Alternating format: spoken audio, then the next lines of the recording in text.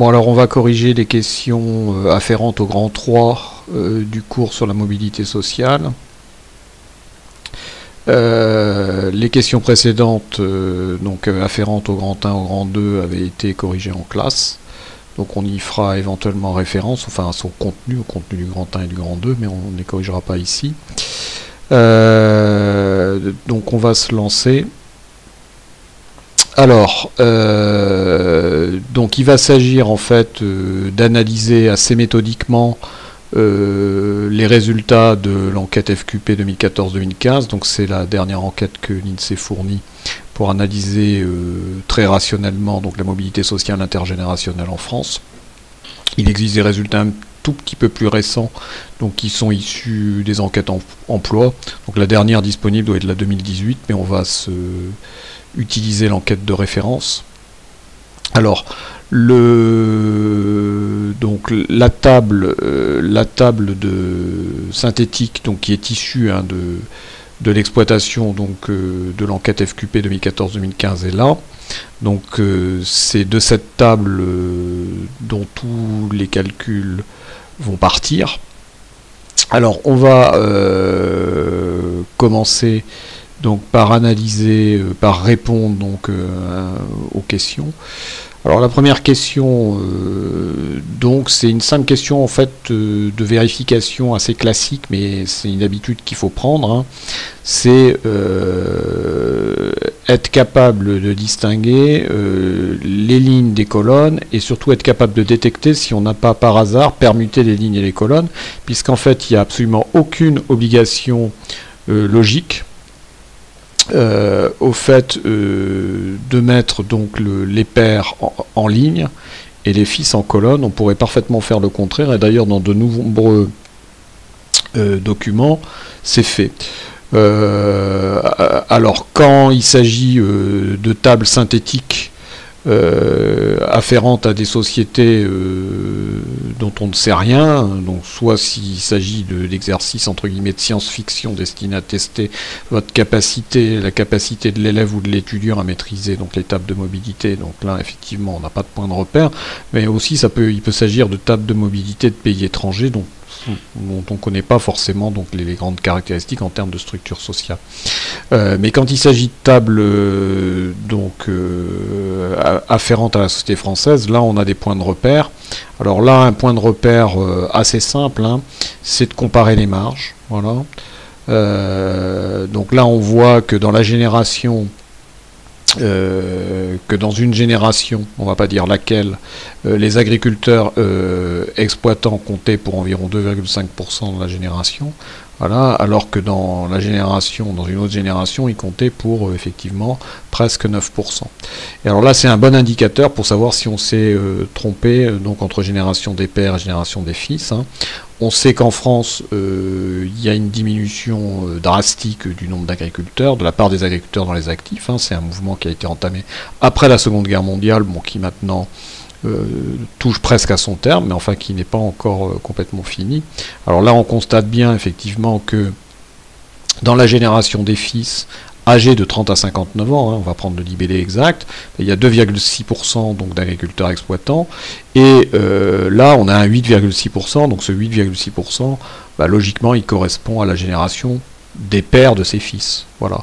Donc là ça correspond à ce qu'on pouvait attendre. Alors, on aurait pu aussi raisonner sur la catégorie CPIS par exemple. Hein. Là on voit que dans la génération des fils âgés de 30 à 59 ans, donc il y a presque 20% de cas des professions intellectuelles supérieures. Voilà, 13,9% dans la génération des pères, donc c'est cohérent. Voilà, donc à partir de là, effectivement, on peut se dire qu'il n'y a pas eu de permutation de lignes et de colonnes dans l'établissement de cette table synthétique, et donc qu'a priori après les calculs qui suivent sont bons. Alors, on va passer donc à la suite.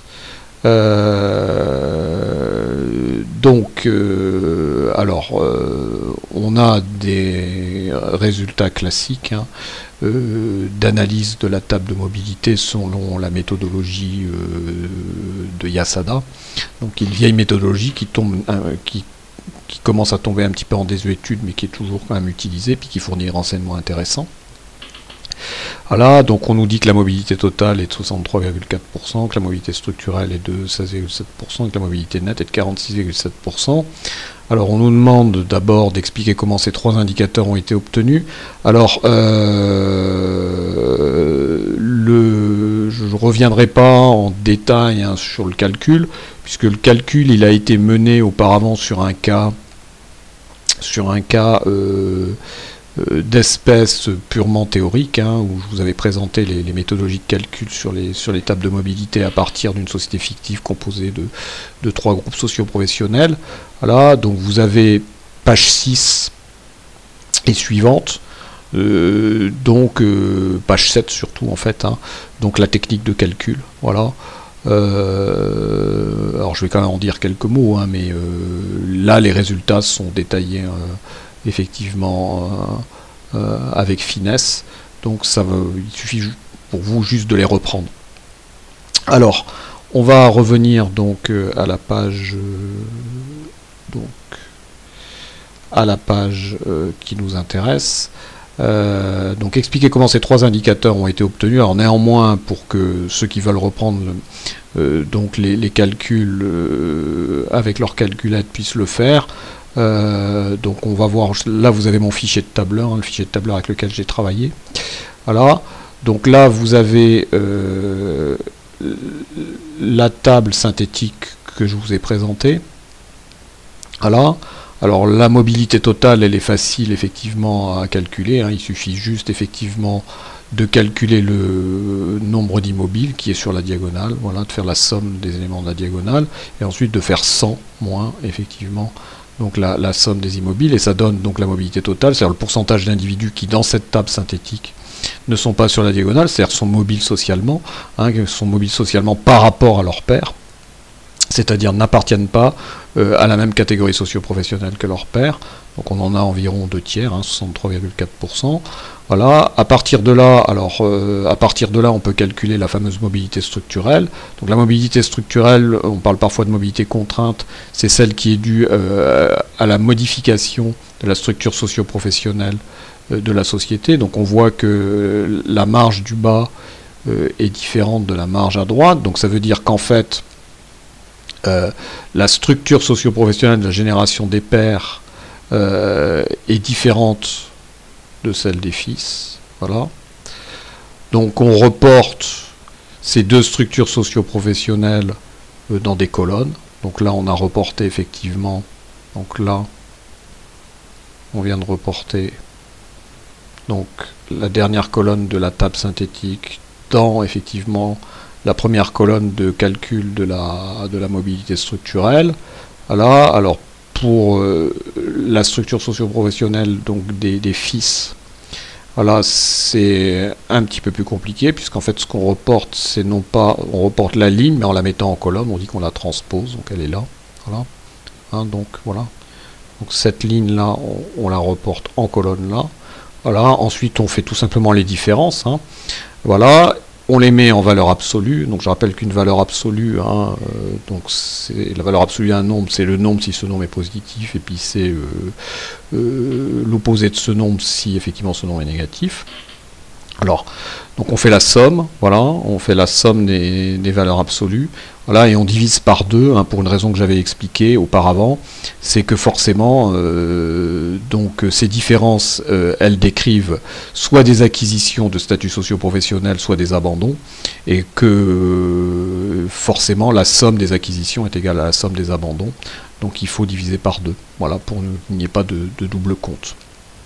Là, donc on obtient la mobilité structurelle qui est effectivement d'une quinzaine de pourcents. Voilà, et puis par différence, on a la mobilité nette, dont on a dit que c'était un indicateur synthétique, on le considère comme ça dans ce cours, comme un indicateur synthétique de fluidité sociale. Voilà.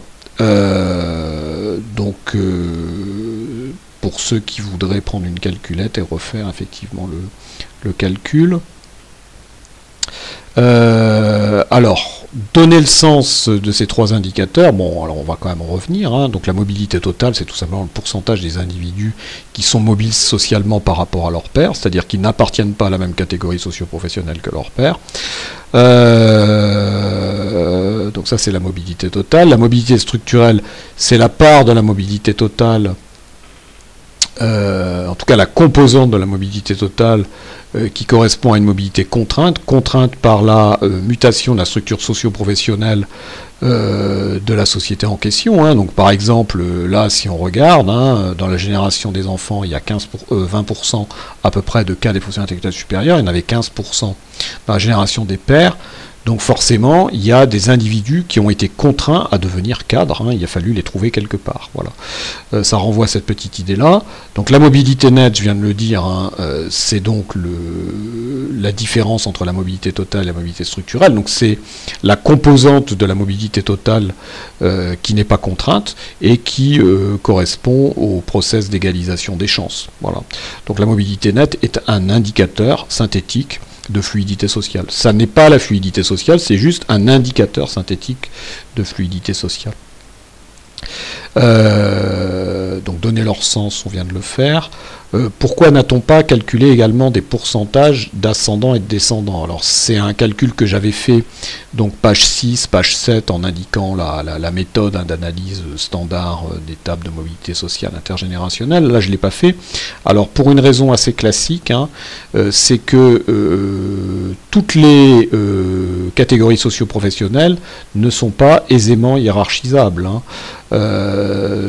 Donc est-ce que agriculteur exploitant c'est mieux que artisan, commerçant, chef d'entreprise en termes de dévolution, de richesse, de pouvoir, de prestige? Mystère. Hein.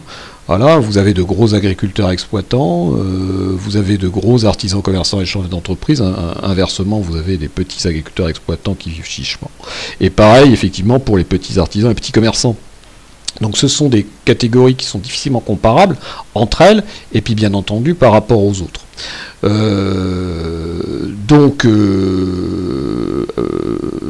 Comme on a un certain nombre de catégories qui sont difficilement comparables par rapport aux autres, alors typiquement c'est agriculteur, exploitant, artisan, commerçant, chef d'entreprise, eh bien effectivement on ne calcule pas de pourcentage d'ascendant et de descendant, puisque le concept même d'ascendance, de parcours ascendant, de parcours descendant en termes de mobilité sociale n'aurait pas de sens. Hein.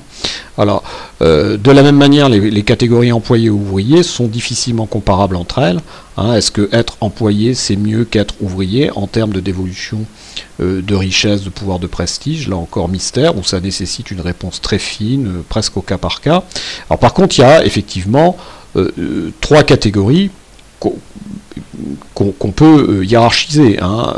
Donc c'est cas des professions intellectuelles supérieures et professions intermédiaires. Donc de toute évidence, cas des professions intellectuelles supérieures, donc agrège plus de richesse, plus de pouvoir, plus de prestige que profession intermédiaire, et profession intermédiaire, donc cette catégorie, agrège elle-même plus de richesse, de pouvoir, de prestige que employé ouvrier. Donc on aurait pu effectivement fusionner ces deux catégories-là. C'est d'ailleurs effectivement quelque chose qui est assez fréquemment fait par les sociologues. Hein. Donc les sociologues qui veulent absolument fournir une description hiérarchisée de la mobilité sociale, donc ce qu'ils font assez fréquemment, c'est que bon, ils gardent CPIS, ils gardent pays, ils fusionnent employés et ouvriers et ils enlèvent de leur analyse agriculteurs exploitants et artisans, commerçants, chefs d'entreprise. Ce qui désormais d'ailleurs pose, en tout cas en première analyse, pas trop de problèmes, puisqu'on voit que ces deux catégories-là, elles ne comptent désormais que pour guère plus de 10% finalement du total des générations. Donc quand on fait le travail de garder CPIS, de garder pays, de fusionner employés-ouvriers, on fournit une analyse de mobilité sociale sur 90% de la population, un tout petit peu moins de 90%, et c'est en première analyse satisfaisant, ça peut fournir des résultats intéressants. Bon, ici ça n'a pas été fait, hein, on a voulu rester simple, hein, voilà. On n'a pas voulu rentrer dans des détails effectivement trop importants. Alors ensuite, j'ai fourni deux documents assez classiques qui permettent de se faire une idée du régime de mobilité hein, d'une société donnée, c'est-à-dire c'est la table de destinée. Voilà, donc la table de destinée permet de se faire une idée du régime d'inégalité des chances de manière assez intuitive, hein, donc on l'avait vu par, je dirais, référence donc aux probabilités donc qu'ont les individus d'intégrer les différentes catégories socio-professionnelles indépendamment donc de la catégorie socio-professionnelle de leur père, donc c'est effectivement la dernière ligne qui donne ça, voilà, et puis on arrive comme ça, de manière assez intuitive, à avoir une première appréhension donc du régime d'inégalité des chances dans la société. Hein, donc par exemple, alors même si effectivement c'est une technique, on l'a vu, hein, qui n'est pas totalement satisfaisante d'un point de vue mathématique, mais néanmoins elle donne des idées. Hein. Donc on se rend compte que par exemple les cas des professions intellectuelles supérieures, ils ont presque 2 fois plus de chances de devenir cas des professions, enfin les enfants de cas des professions intellectuelles supérieures ont presque 2 fois plus de chances de devenir cas des professions intellectuelles supérieures, effectivement, que les enfants de toute origine confondue. Voilà. Donc un peu plus de 2 fois plus d'ailleurs, hein, en toute rigueur. Alors, il a été expliqué auparavant, hein, que cette analyse de l'inégalité des chances, elle peut buter dans certains régimes d'ordre de grandeur, donc sur des incohérences, et donc il est devenu habituel d'utiliser ce qu'on appelle des odds ratios. Voilà. Donc là, vous avez les tableaux d'odds ratio, donc ils sont très très nombreux. Hein, donc on a vu globalement, on pouvait en calculer assez facilement de l'ordre du cube du nombre de catégories sociales qui sont prises en considération, donc ça fait beaucoup. Voilà, donc ici ça ferait 200 odds ratio, hein, calculables, hein, puisqu'on a 6 catégories sociales, 6 catégories socio-professionnelles qui sont prises en considération. Alors là on a choisi, hein, assez classiquement de calculer des odds ratios par rapport à une catégorie polaire du point de vue de la dévolution, donc de richesse, de pouvoir, de prestige. Hein. Donc c'est la catégorie ouvrier. Donc on a pris celle qui était a priori le moins bien dotée, et puis on a calculé effectivement donc tous les odds ratios en référence à cette catégorie ouvrier. Vous pourrez, si ça vous intéresse, hein, faire les calculs. Hein. Donc les calculs, ils sont là. Voilà. Donc ce qu'il faut, c'est simplement disposer de la table de destinée, donc je viens de la surligner, voilà. Donc après on calcule les odds, donc avec un tableur c'est très très simple à faire, hein. Donc un odds, je rappelle, c'est un rapport des chances, un rapport des cotes, voilà, c'est le rapport entre une probabilité et puis le complémentaire de cette probabilité. Donc là par exemple on a une probabilité, donc les enfants d'agriculteurs exploitants, ils ont en gros 24,4% de chances de devenir eux-mêmes agriculteurs exploitants. Sur les individus concernés et puis la période considérée. Donc leur probabilité de devenir eux-mêmes agriculteurs exploitants, c'est 0,24, 0,244, voilà, donc presque 0,25. Donc la probabilité de ne pas le devenir, c'est 0,75, voilà. Et donc quand vous faites 0,25 sur 0,75, ça fait un tiers, hein, voilà, et un tiers, bah, c'est presque 0,32, voilà. Voilà le calcul, hein, du premier odds, voilà. Donc tous les odds ont été calculés comme ça dans le tableau, voilà. Hein, donc c'est assez simple à faire avec un tableur, c'est très pénible si on le fait à la calculette.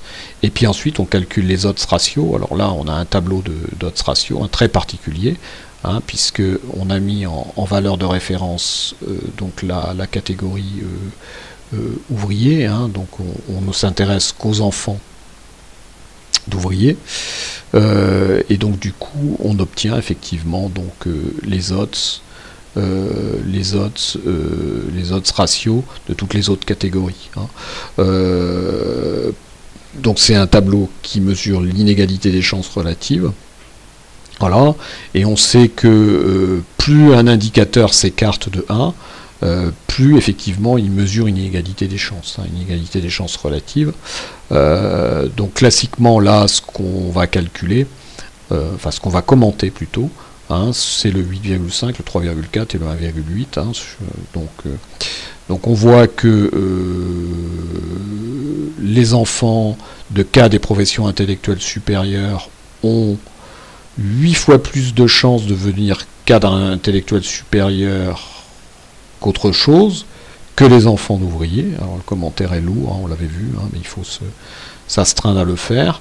Les enfants de professions intermédiaires ont 3 fois plus de chances, un peu plus de 3 fois plus de chances de devenir cadres des professions intellectuelles supérieures qu'autre chose, que les enfants d'ouvriers, et les enfants d'employés ont presque 2 fois plus de chances de devenir cadres des professions intellectuelles supérieures qu'autre chose, que les enfants effectivement d'ouvriers.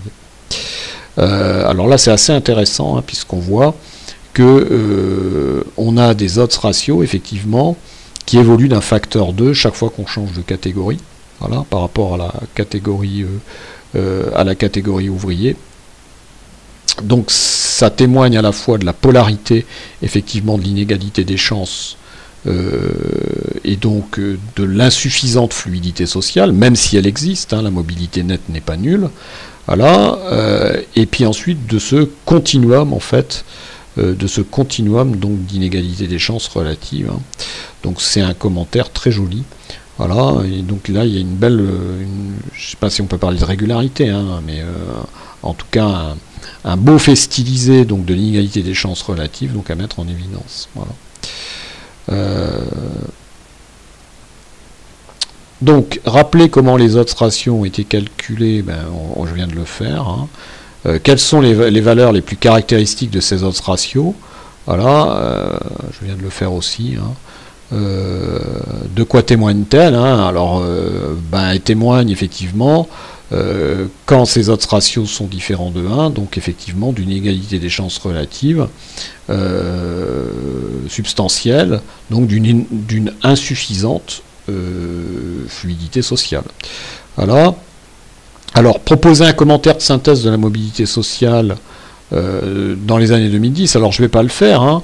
Donc page 11 de ce document, je m'étais fendu, hein, sur la base de la société fictive qu'on avait déroulée pour composer un 3 groupes socio-professionnels, donc qu'on avait déroulé pour mettre en évidence, hein, à la fois les techniques de calcul, le sens, les limites à ces calculs, donc des différents indicateurs donc de mobilité sociale. Donc là j'avais rédigé un commentaire de synthèse, voilà, donc il vous appartient de le refaire, voilà. Alors bien entendu, ce type de commentaire il n'est pas unique, hein. Je dirais que finalement chaque sociologue peut plus ou moins insister sur un point, mais il y a quand même des points qu'on ne saurait ignorer. Donc là, en l'occurrence, il va falloir que vous citiez les indicateurs effectivement classiques, hein, donc mobilité totale, mobilité structurelle, voilà, mobilité nette, voilà. Et puis qu'ensuite, alors là, c'est plus une question de choix personnel, vous montriez donc l'insuffisance de la fluidité sociale, même si synthétiquement elle est substantielle, hein, on a une mobilité nette qui est à presque 50%. Alors moi, suggestion, hein, je pense qu'effectivement, commenter les odds ratios calculés sur la base des fils d'ouvriers, donc les autres ratios des catégories employées, professions intermédiaires et CPIS s'imposent, voilà, mais d'autres valeurs peuvent peut-être vous interpeller, voilà.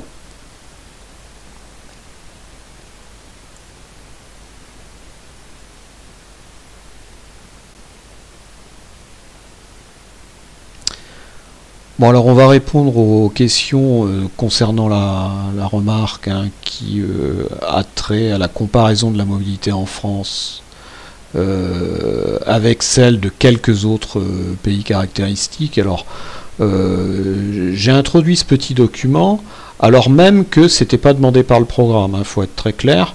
Nulle part on me demande de comparer la mobilité sociale en France à la mobilité sociale dans d'autres pays. Mais enfin, je trouvais ça quand même intellectuellement gênant, effectivement, d'envoyer des jeunes de votre âge, donc dans le supérieur, qui prétendument donc, ont quelques connaissances concernant le régime de mobilité sociale donc intergénérationnelle en France, et puis qu'ils aient aucune capacité à le comparer avec ce qui se passe dans quelques pays.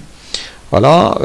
Alors au passage, hein, ceux qui sont vraiment curieux, parce que j'ai sélectionné donc quelques pays, hein, donc c'est le Danemark, la Norvège, la Suède, la France, l'Allemagne, la Grande-Bretagne et les USA. Hein, donc il n'y a que le sigle DEU, voilà, qui n'est pas forcément évident. Hein, donc c'est Deutschland. Donc c'est l'Allemagne, ça correspond à une standardisation ISO en 3 lettres, des noms de pays. Hein. Au passage, vous retrouverez souvent ça dans des statistiques. Alors vous vous doutez bien, hein, j'ai choisi effectivement 3 pays scandinaves parce qu'ils sont effectivement généralement donc reconnus comme étant des pays égalitaires, avec une mobilité sociale importante, etc. Donc la France parce qu'on est français, voilà.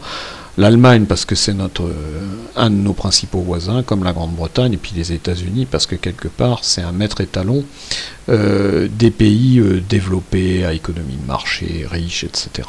Voilà.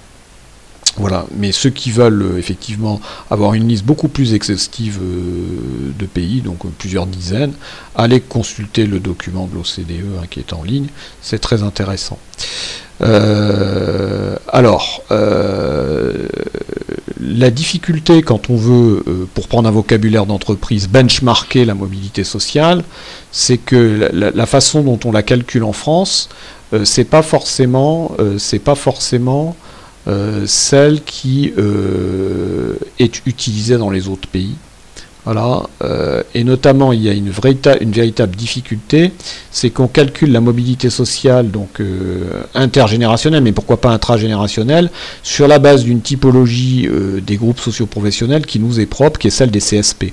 Hein, donc les 6 fameuses CSP, donc agriculteurs exploitants, artisans commerçants, chefs d'entreprise, cas des professions intellectuelles supérieures, professions intermédiaires, employés, ouvriers. Voilà. Donc ça, c'est franco-français, ça a été mis au point un peu avant la Seconde Guerre mondiale et puis rendu opérationnel juste après la Seconde Guerre mondiale, et ça fait un demi-siècle qu'on fonctionne avec ça, mais les autres pays ne fonctionnent pas avec ça. Alors à partir de là, il faut se débrouiller, le statisticien doit se débrouiller quand même pour benchmarker, c'est-à-dire comparer les performances. Hein, c'est le vocabulaire d'entreprise, mais que vous retrouverez souvent. Alors, dans ce tableau ci-dessus, comment ont été calculés les différents indicateurs de mobilité? Alors, ils ont été calculés de multiples manières. Donc, on s'est intéressé, alors, quand on regarde comment fonctionne le tableau, alors d'abord, vous avez une qualification du niveau d'inégalité des revenus dans la société. Hein, donc par exemple au Danemark les inégalités de revenus sont faibles, c'est-à-dire que et par contre aux États-Unis elles sont élevées, ça veut dire qu'au Danemark les riches sont bien entendu plus riches que les pauvres, mais ils le sont proportionnellement moins qu'aux USA ou en Grande-Bretagne. Voilà. Donc il n'y a pas que des indicateurs de mobilité sociale dans ce tableau. Mais il y a essentiellement des indicateurs de mobilité sociale. Alors vous avez des indicateurs de mobilité sociale intergénérationnels, voilà, et puis vous avez des indicateurs de mobilité sociale intragénérationnels, on va y revenir. Donc on va s'intéresser aux indicateurs de mobilité sociale intergénérationnelle, parce que c'est essentiellement donc ce sur quoi le cours, conformément au programme, met sa focale. Donc, nous, essentiellement, ce qu'on a fait dans le cours, conformément à la méthode française, c'est qu'on a calculé la mobilité sociale intergénérationnelle sur la base d'indicateurs de profession, puisque les catégories socio-professionnelles agrègent des professions. Voilà. Alors, il y a une technique qui est assez généralisée au niveau international, c'est de calculer une mobilité sociale intergénérationnelle des revenus. Voilà, alors là il est écrit gain, hein, c'est une mauvaise traduction de l'anglais, voilà, mais ils auraient dû mettre revenu, ça aurait été plus clair. Voilà, donc on va comparer les revenus des enfants avec les revenus des parents. Voilà. Hein, alors on va procéder de la même manière, on va prendre les revenus des enfants entre 30 et 60 ans, ou entre 40 et 60 ans, et on va le comparer effectivement aux revenus de leurs parents. Voilà. Donc la méthode, mais au lieu d'avoir des indicateurs effectivement de profession, voilà, on va avoir des indicateurs de revenus. Alors on peut également comparer le niveau d'éducation des enfants à celui des parents. Voilà.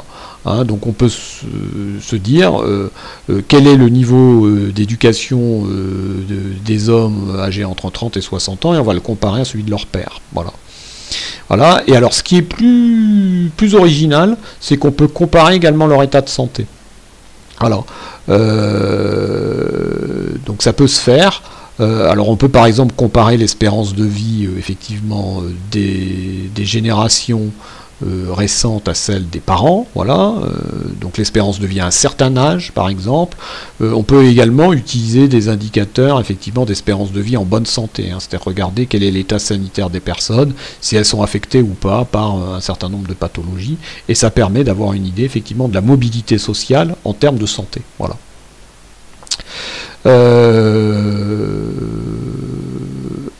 Alors, on peut également calculer des indicateurs de mobilité intragénérationnelle, donc ici c'est ce qu'ils appellent la mobilité du revenu individuel, voilà. Et là, elle a été calculée de manière, en tout cas, on en rend compte d'une manière originale, c'est-à-dire que on se pose la question de savoir comment évoluent au cours de leur vie les individus qui sont en bas de l'échelle de revenus, voilà, et comment évoluent au cours de leur vie les individus qui sont en haut de l'échelle de revenus.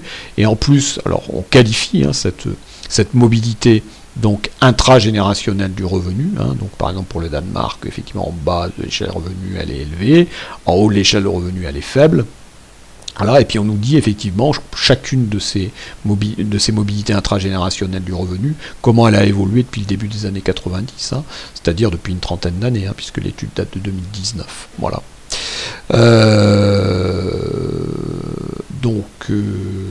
Dans le tableau ci-dessus, comment ont été calculés les différents indicateurs de mobilité? Eh bien, je viens de répondre, j'espère que j'ai été clair. Voilà. À quoi correspond la mobilité française habituellement calculée sur la base de la CSP des enfants et des parents? Alors là, je l'ai dit, hein, ce qui ressemble le plus à cette mobilité, effectivement, c'est la mobilité intergénérationnelle des professions, voilà, pour l'OCDE, hein, dans ce document. Voilà.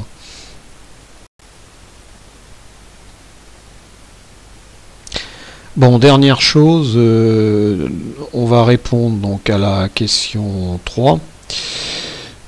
Comment la France se situe-t-elle internationalement? Alors c'était même l'objectif hein, du document, hein, de l'inclusion du document, donc qui n'était pas forcé par le programme, hein, mais je trouvais dommage qu'effectivement vous ne soyez pas au courant du positionnement de la France en termes de mobilité eu égard à un certain nombre de pays. Alors, donc on va voir ça d'un petit peu plus près. Alors, si on se réfère à la mobilité sociale intergénérationnelle des professions, donc c'est ce qui ressemble le plus à notre mobilité sociale donc intergénérationnelle via l'appréhension des CSP des pères et des fils, hein, donc ce qu'on pratique habituellement en France. Ben, on voit qu'en fait la mobilité sociale effectivement intergénérationnelle en France est faible. Voilà. C'est même dans les pays qui sont convoqués donc le pays où la mobilité sociale intergénérationnelle et profession est la plus faible. Voilà, donc souvent d'ailleurs on brocarde un petit peu la Grande-Bretagne ou encore plus les USA comme des pays effectivement reproducteurs. Ben, on voit qu'en fait cette mobilité sociale intergénérationnelle et profession elle est plus élevée qu'en France, elle est même qualifiée d'élevée par l'OCDE, elle est bien entendu élevée dans les pays dits nordiques, hein, encore que en Suède elle soit moyenne. Voilà. Si on s'intéresse à l'inégalité sociale intergénérationnelle des revenus, bah là encore on voit qu'effectivement en France elle est faible. Voilà, alors qu'aux États-Unis, bah, elle est moyenne, c'est-à-dire qu'elle est meilleure. Donc tout cela, effectivement, donc remet en question bien des représentations qu'on a. La mobilité sociale intergénérationnelle de l'éducation, là encore, elle est moyenne en France, voilà. Alors qu'aux États-Unis, elle est élevée, voilà. La mobilité sociale intergénérationnelle de la santé en France est moyenne, donc assez étonnant pour un pays qui généralement met en avant son système de sécurité sociale. Et aux États-Unis, elle est faible, voire moyenne. Donc tout ceci pour dire que bien des éléments de représentation qui sont charriés par les médias sont quand même à effectivement remettre en cause, voilà, en tout cas à relativiser. Je vous laisse méditer donc les autres indicateurs. Alors bien entendu, le niveau d'égalité des revenus en France est moyen, alors qu'aux États-Unis il est plutôt élevé, comme en Grande-Bretagne. Voilà. Mais en France, la mobilité intragénérationnelle donc du revenu est faible, voilà. Alors que aux États-Unis ou en Grande-Bretagne, elle est moyenne, voire élevée. Voilà. Donc tout ça quand même est à méditer.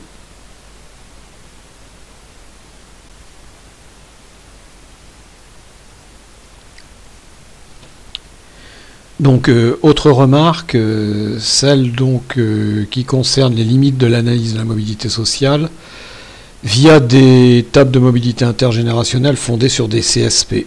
Alors justement, le type d'analyse que l'on privilégie en France. Hein.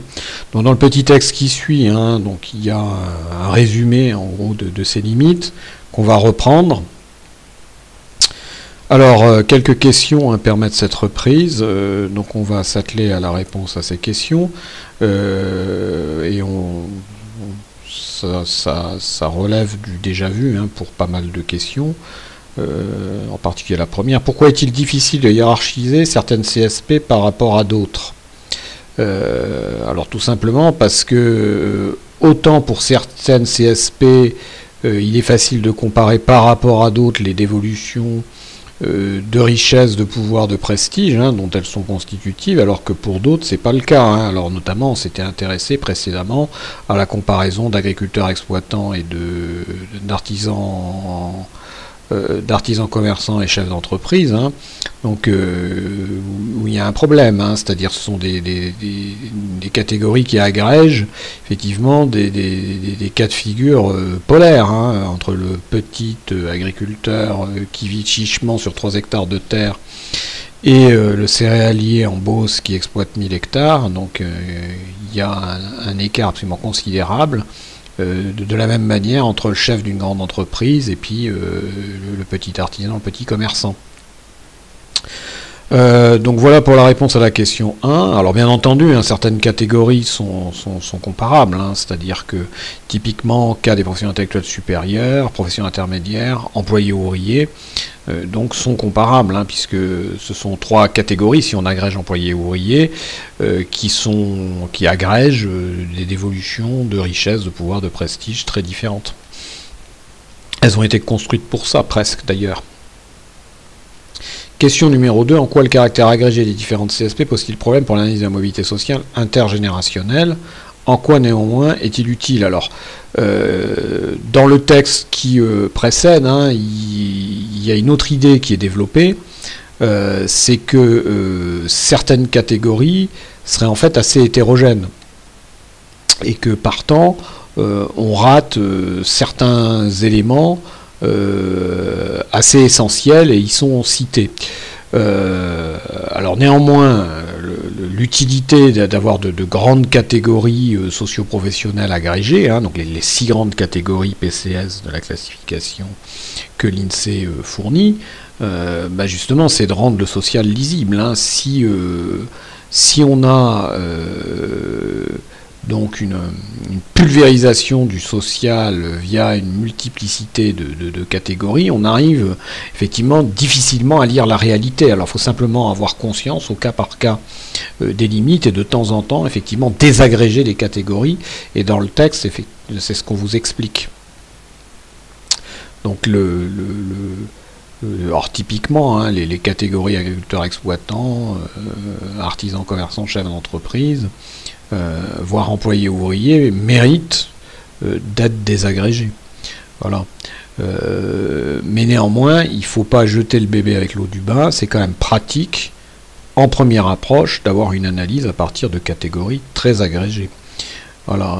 Je rappelle que agrégé, ça veut dire réunir des parties pour former un tout. Voilà. Question numéro 3. En quoi la profession ne renseigne-t-elle pas totalement sur le statut social d'un individu? En quoi, néanmoins, en est-elle un indicateur incontournable? Alors la profession, effectivement, alors c'est expliqué là encore dans le texte, hein, donc la profession, elle renseigne assez correctement sur le statut social d'un individu pour peu qu'elle soit exercée. Si elle n'est pas exercée, là déjà il y a un problème qui se pose. Hein, donc c'est le problème effectivement en France de l'inactivité précoce, du fait qu'on séjourne durablement au chômage, etc. Bon, néanmoins, quand même, rappelons que dans notre société, au moins aux âges médians, l'essentiel des individus sont actifs occupés, et que partant, effectivement, là encore en première approche, hein, mais c'est un cours de lycée, donc dans lequel finalement la première approche prime, eh bien, prendre en considération la profession pour analyser la mobilité sociale intergénérationnelle, ou intragénérationnelle d'ailleurs, eh ben, c'est incontournable, hein, c'est très utile. Alors, dernière question, les statuts sociaux afférents aux différentes professions évoluent-ils, hein? Donc une profession, hein, ça détermine une position dans la division du travail, une position particulière dans la division du travail, et cette position, elle se voit affectée de d'évolution, de richesse, de pouvoir, de prestige donné. Alors, ces dévolutions, donc, de richesse, de pouvoir, de prestige, qu'on appelle des statuts sociaux, donc afférents aux professions, ben, ils évoluent avec le temps. Voilà. Alors un bon exemple, hein, je sais pas, c'est professeurs de lycée par exemple, hein, durant l'entre-deux-guerres ou à la fin de la Seconde Guerre mondiale, on va dire jusqu'aux années 60-70, c'était prestigieux. Bon, aujourd'hui, on va dire, c'est un prestige qui mérite d'être réévalué, pour être euphémisant. Voilà un bon exemple. On pourrait parler de l'instituteur aussi, hein. Donc l'instituteur de la fin du 19e, le héros de la République, hein, qui portait les valeurs de la République promues par Jules Ferry.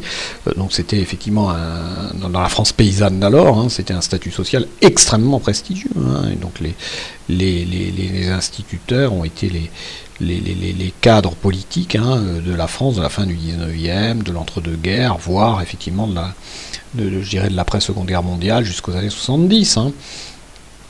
Donc nombre d'entre eux étaient maires, etc., voire députés, sénateurs.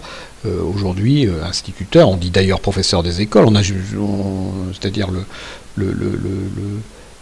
l'évolution finalement du statut a été tellement brutale qu'on a jugé bon d'ailleurs de renommer la profession, hein, puisqu'on parle de professeurs des écoles.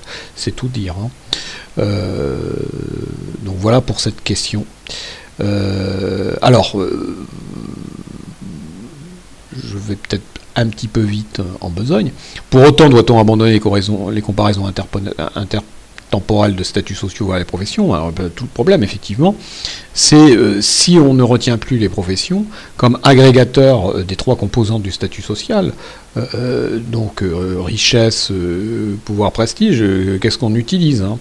Alors il y a la méthode, effectivement, j'ai envie de dire à l'anglo-saxonne, c'est-à-dire on regarde, on va comparer effectivement le revenu des enfants à celui des parents, la santé des enfants à celle des parents, etc. Voilà, ça a été fait plus haut, hein, dans le document de l'OCDE.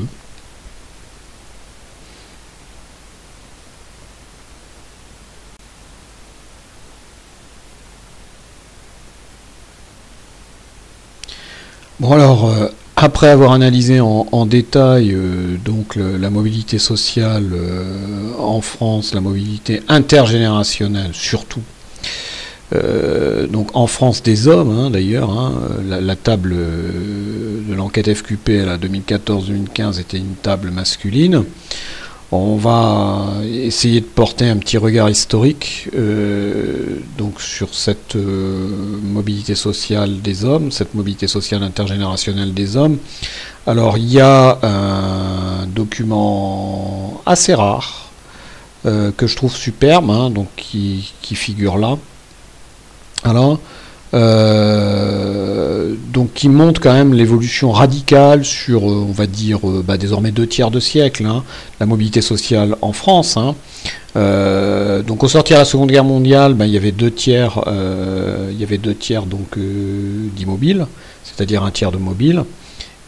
Et désormais, on a 1/3 d'immobiles, c'est-à-dire 2/3 de mobiles. Et ce que les calculs sur la base de l'enquête FQP 2014-2015 confirment.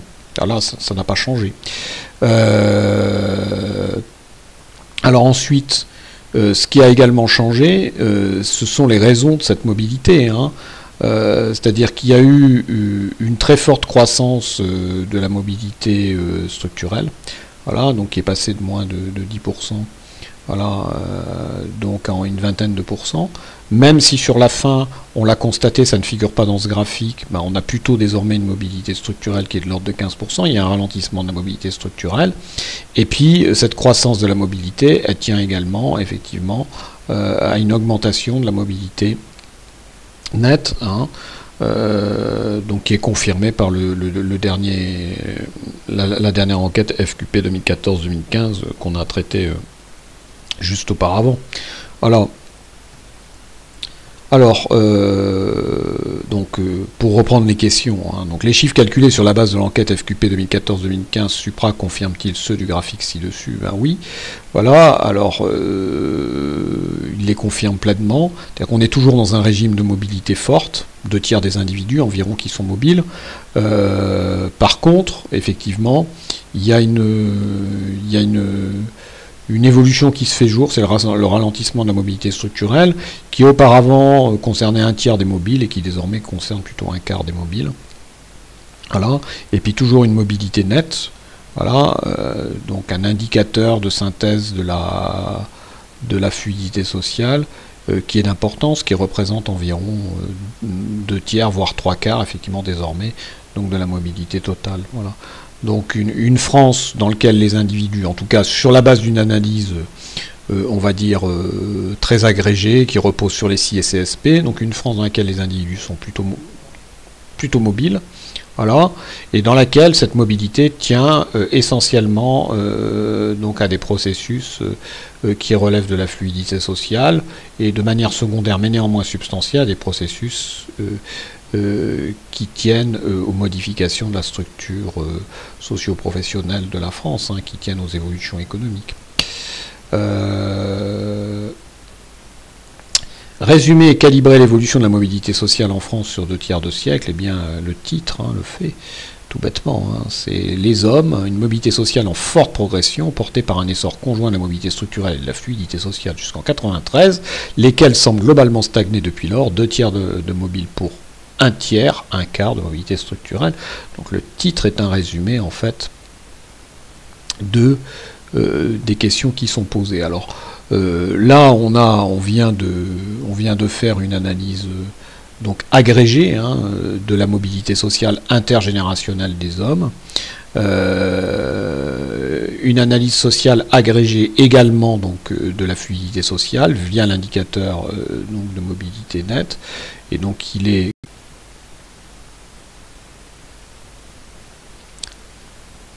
donc pour avoir une petite idée du régime de fluidité sociale donc qui prévaut dans la société française, hein, concernant les hommes, on va donc étudier quelques autres ratios. Donc c'est ce que nous propose le portrait social de l'INSEE en 2019. Quel type d'indicateurs sont représentés dans cette figure? On vient de le dire, hein, ce sont des odds ratios, donc des rapports de cote. Voilà. Alors pour comprendre comment ils fonctionnent, hein, puisque ce sont des rapports de cote, donc des odds ratios dichotomisés, hein, donc il s'agit de devenir une profession plutôt qu'une autre. Voilà, j'avais expliqué ça dans la partie du cours qui était spécifiquement consacrée à l'aspect théorique des odds ratios. Donc faites une phrase avec une donnée du graphique B, voilà, du graphique B. Alors il y a déjà une phrase qui est proposée par les auteurs donc, du document et qui fait référence au graphique A, donc pour voir si la technique de commentaire est maîtrisée. On va commenter par exemple donc, le point 1977 du graphique B, donc on va dire que ça fait environ 30, c'est pas la peine de chinoiser. Donc en 1977, les enfants d'employés et d'ouvriers qualifiés avaient, alors je m'y prends mal, en 1977, donc les enfants de cadres avaient environ 30 fois plus de chances de devenir cadre que de ne pas le devenir que les enfants d'employés et d'ouvriers qualifiés. Donc comme quoi vous voyez le commentaire de ce type d'indicateur est quand même délicat. Voilà. Alors, ces trois graphiques confirment-ils l'évolution constatée de la mobilité nette supra? Alors on a vu que la mobilité nette, effectivement, elle avait sur 2 tiers de siècle considérablement augmenté. Voilà, donc elle est passée de 23% à 43% aujourd'hui, que l'essentiel de l'augmentation s'est fait effectivement plutôt, on va dire, durant les 30 glorieuses, pour faire simple. Voilà. Mais cette augmentation donc, de la mobilité nette, qui est un indicateur synthétique de la fluidité sociale, donc cette augmentation, elle a été absorbée, on va dire, de manière différente par les diverses catégories donc constitutives du spectre des CSP.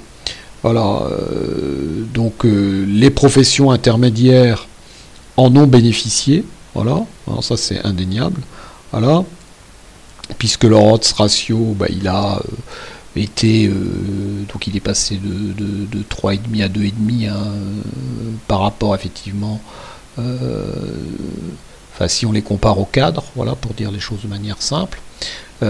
Par contre, la baisse en ce qui concerne les employés ouvriers qualifiés a été très importante, puisque c'est une division par quasiment 3, puisqu'on passe d'à peu près 30 à peu près 10, voilà. Et la baisse pour les employés ouvriers non qualifiés, effectivement, est redoutable, enfin en tout cas remarquable, puisque c'est une division par 4 de l'indicateur considéré, qui passe de 160 à environ 40. Donc ça veut dire que, mine de rien, le régime l'égalisation des chances en fait en France a progressé, et elle a d'autant plus progressé que l'on s'adresse à des catégories modestes dans le spectre des CSP, à savoir les employés et les ouvriers non qualifiés.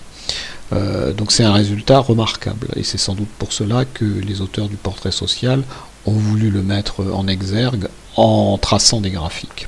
Voilà, c'est-à-dire qu'ils ont choisi des odds ratios particulièrement emblématiques. Ils ne se sont pas contentés de donner au lecteur donc un panel très varié d'odds ratios. Ils ont pris effectivement les plus ceux qui permettent de comprendre le mieux le processus à l'œuvre. Donc une augmentation de la fluidité sociale, et une augmentation de la fluidité sociale qui se concentre sur des catégories à l'origine peu dotées en richesse, en pouvoir, en prestige, donc des catégories qui bénéficient d'un statut social modeste.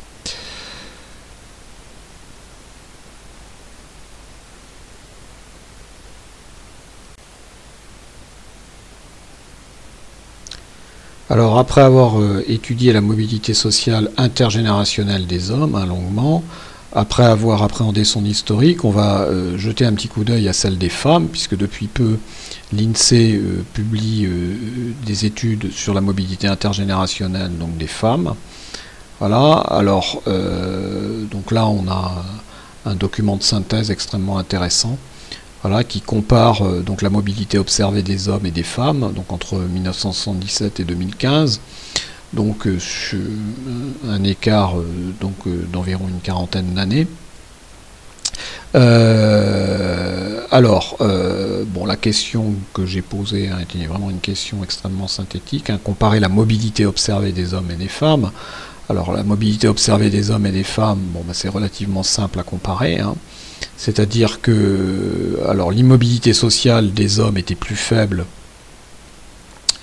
que celle des femmes, donc en 1977, ce qui veut dire que la mobilité des hommes était supérieure à celle des femmes.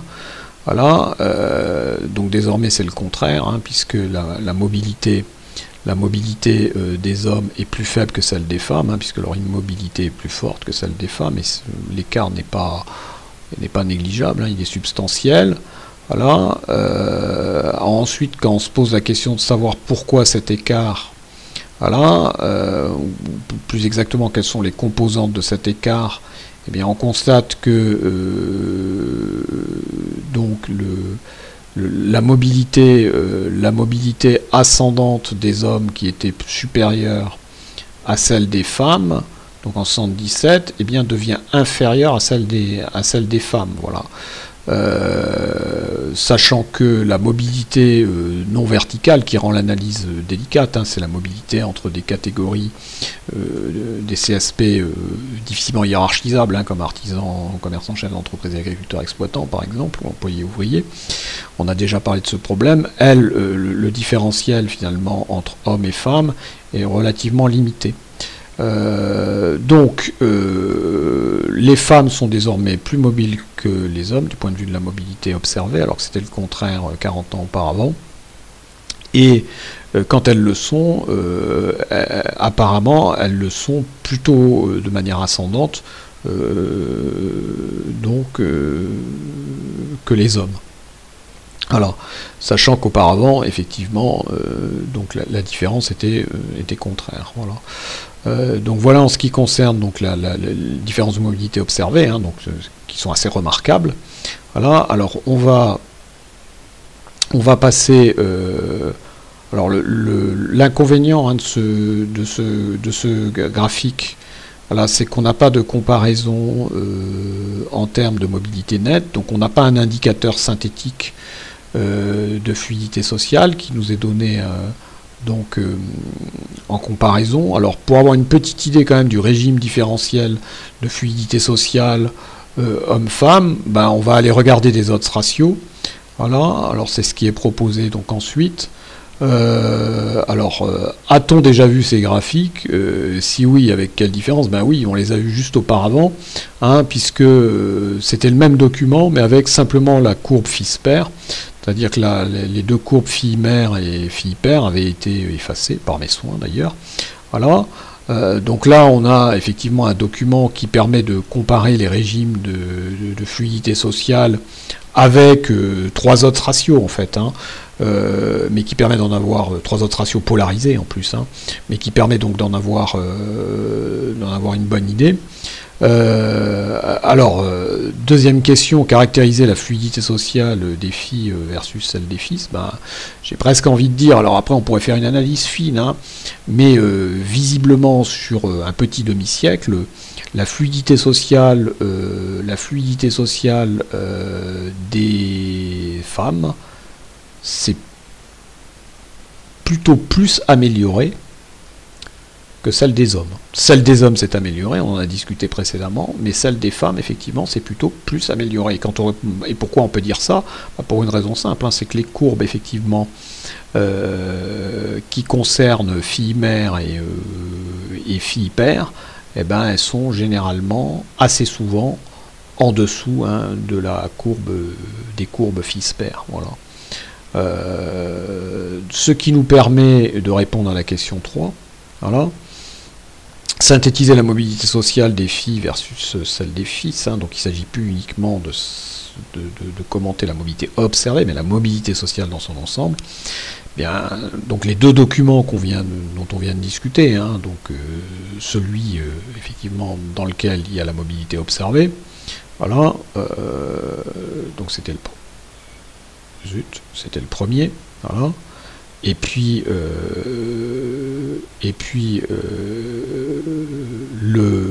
celui qui contient donc des odds ratios, donc c'est le second, voilà, qui est là.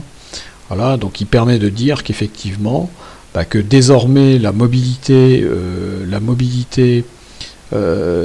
sociale intergénérationnelle des femmes, effectivement, voilà, est en plein essor, que désormais elle surclasse celle des hommes, avec une fluidité sociale qui, semble-t-il, y participe grandement. Et c'était donc c'est comme ça d'ailleurs que j'ai résumé effectivement donc dans le titre, hein, le contenu effectivement de la partie. Hein. Donc il faut avoir ça en tête. Voilà.